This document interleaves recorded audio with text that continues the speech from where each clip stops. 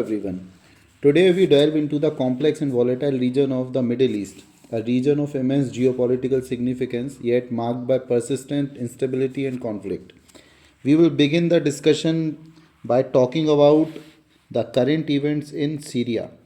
Okay, so in Syria, the rebels led by Hayat Tahrir al Sham, इनका नाम है हयात तहरीर अल शम.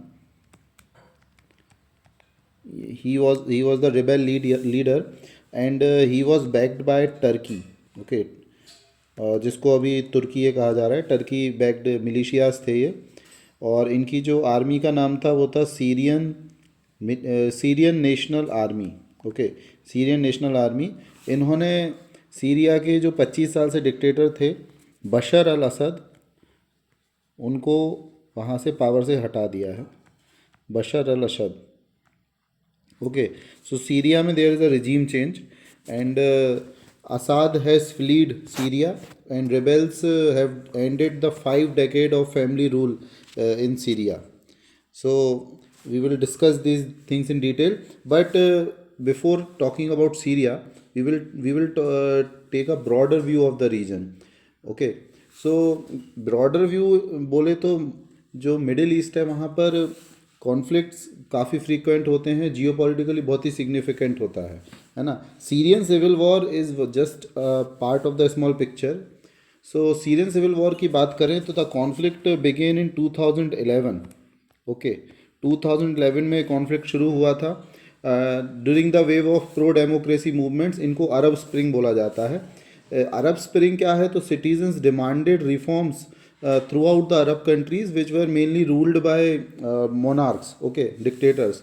So in Syria also citizen demanded reform in a country. It was governed by Assad family for around 5 decades. Okay, so however the peaceful protesters were met with violent crackdowns like igniting a civil war, है ना. So this civil war was going through, from since 2011 and there are मतलब few parties है ना, 1 and 2. So the key players in this civil war, on one side there was Bashar al-Assad. Okay, so Assad regime. On one side we have Assad regime.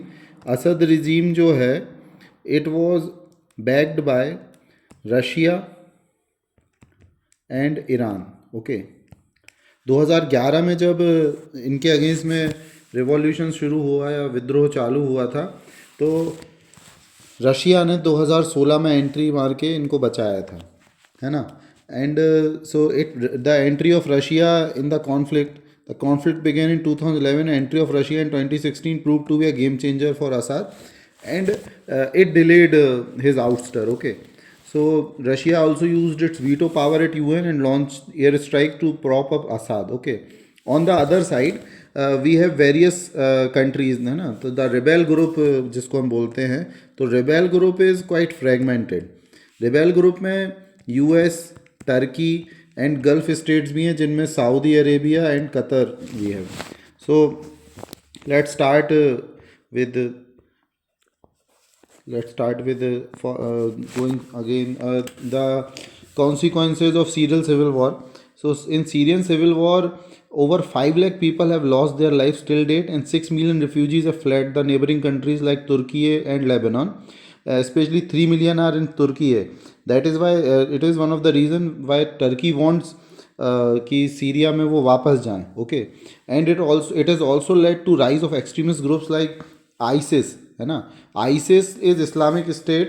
They have exploited the chaos turning Syria into a hub of international terrorism. Okay, the current person, the rebel leader Hayat Tahrir al Sham, he is also heading a terrorist organization which traces its root to Al Qaeda. Okay, so now broadening the lens, we'll talk about the general stability in Middle East. कि Middle East में हमेशा ऐसे events क्यों होते रहते हैं and what is the main reason, है ना. So while Syrian crisis is a significant example, it is just one piece of larger puzzle of stability in Middle East. Okay, so firstly we will talk about historical context. Historical context में ऐसा क्या है? सो colonial legacy रहा है ये, है ना.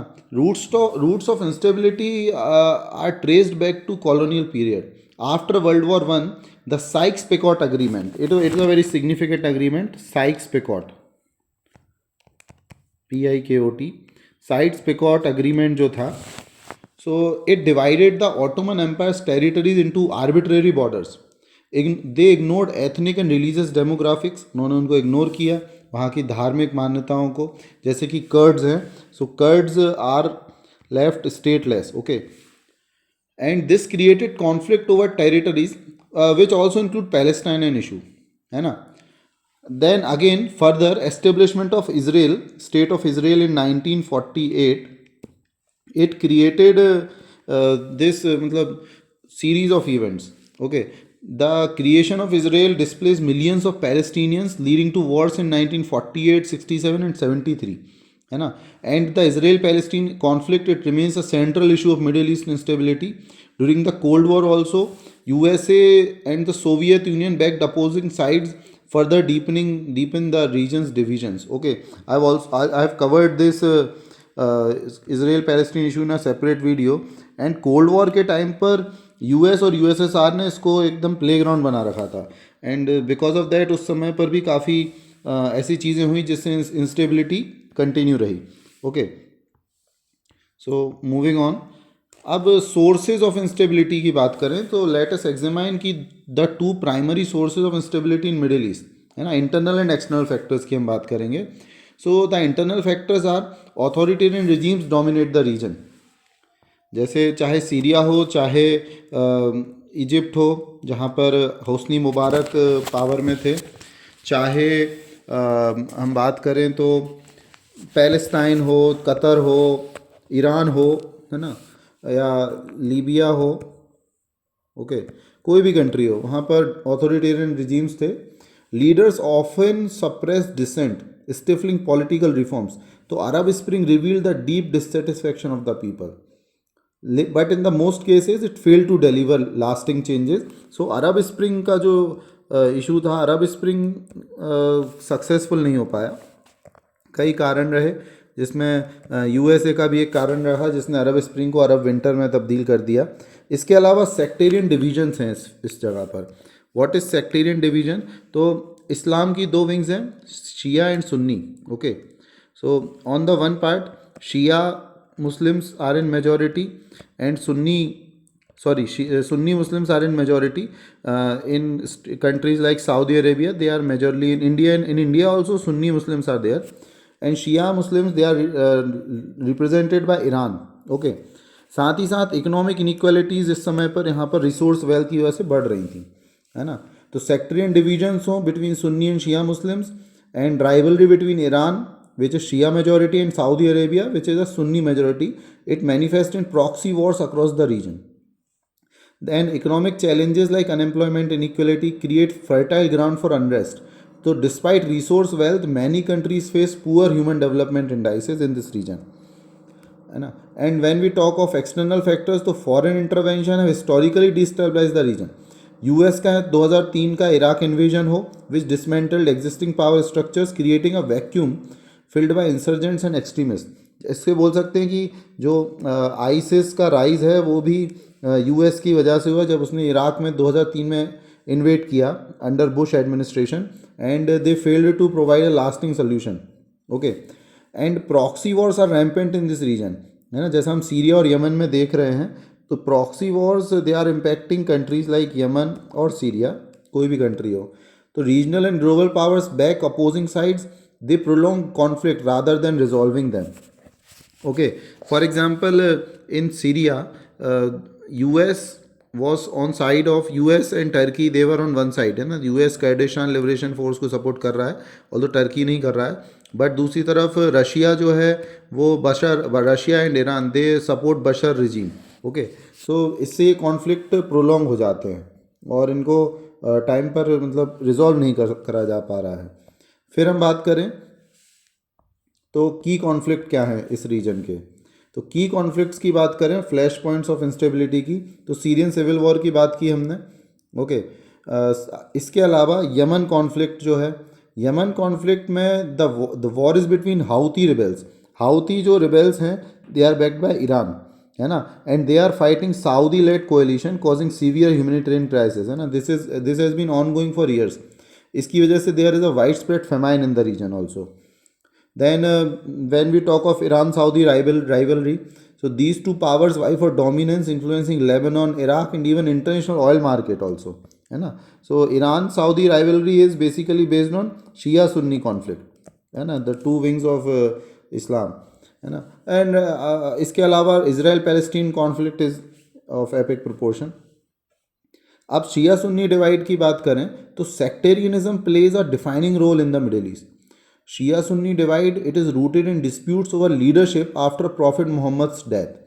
है ना, मतलब मेन जो इशू है कि भाई प्रॉफिट मोहम्मद का सक्सेसर कौन होगा, उसको लेकर ये डिस्प्यूट है, ये चल रहा है ना. सो शिया सुन्नी के बीच में. And it has evolve into geopolitical rivalry in modern times. What geopolitical rivalry? So Iran is on the one side, they represent Shia axis, है ना. So Iran was also trying to create axis of resistance जो Syria के मतलब fall के बाद मतलब ख़त्म हो गया है.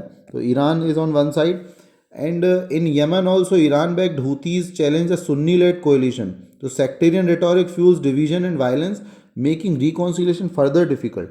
ओके, तो यहाँ पर ये एक समस्या देखने को मिलती है. फिर एक्सटर्नल फैक्टर्स क्या है, पावर्स क्या हैं? तो एक्सटर्नल एक्टर्स की बात करें तो यूएसए जो है it support its ally, main ally is Israel. Okay, तो इजराइल को सपोर्ट करता है और सऊदी अरेबिया को. इट इज़ मतलब often seen intervening militarily as seen in Iraq and Syria, है ना, या अफगानिस्तान की बात करें तो हर जगह पर they are involve. Okay, then when we talk of Russia, तो Russia was the supporter of Assad regime. अभी Bashar al Assad has taken मतलब यहाँ पर he has fled to Russia only. He has taken asylum in Russia only with his family, as per the reports of Russian media. So not just Assad, and Russia wants to expand influence and counter US dominance in the region. Again, China is also a global player, है ना. So China has entered the picture economically, investing through its Belt and Road Initiative, though it avoids direct involvement in conflicts. Again, European Union, it wants to address refugee crisis and curbing extremism in the region. So ये सब वहाँ पर external actors हैं. अब consequences का बात करें तो instability has far reaching effect. Okay, there is a humanitarian crisis. जैसा कि हमने बात किया ह्यूमैनिटेरियन क्राइसिस की बात करें तो in Syria alone more than 5 lakh people have been killed till date, and this is just a number. Okay, number may be more than that, and more than 6 million people have been displaced. 3 million people to are in Turkey only. Okay, so it is going for a humanitarian crisis. There is a rise of extremism. जैसा हमने देखा groups like ISIS, they exploit weak governance, posing threats beyond the region. Okay, then there is regional fragmentation also. Weak states become breeding ground for militancy. Ethnic group seeks autonomy. इसमें हम बात कर सकते हैं एक एथनिक ग्रुप की जिसमें curds हैं, है ना, they are seeking autonomy, Kurds. Okay, इनके बारे में देखिए क्यों क्यों ये न्यूज़ में रहते हैं. Then it also has global economic impact. Oil prices fluctuation which affect countries like India. Okay, why India? Because we export 80% of our oil. Sorry, import. Okay, so we are dependent on oil. So when these countries go for war, है ना, it increases oil price in India and also leads to inflation in India. Okay, so not just in India but in also other developing countries. It disrupts trade routes and increase defense spending in these countries. So to conclude, in conclusion, we can say कि Middle East instability is rooted in a complex interplay of historical grievances, internal challenges, and external interventions. While peace may seem elusive, solutions must focus on inclusive governance, reducing sectarian rhetoric, and minimizing foreign interference. Okay, so India, with its policy of non-intervention and emphasis on development partnership, we advocate for peace and stability in the region. So as global citizens, it is imperative for us to engage with these issues. For the Middle East is not just a region in crisis, it's a mirror reflecting the challenges of global politics today, है ना.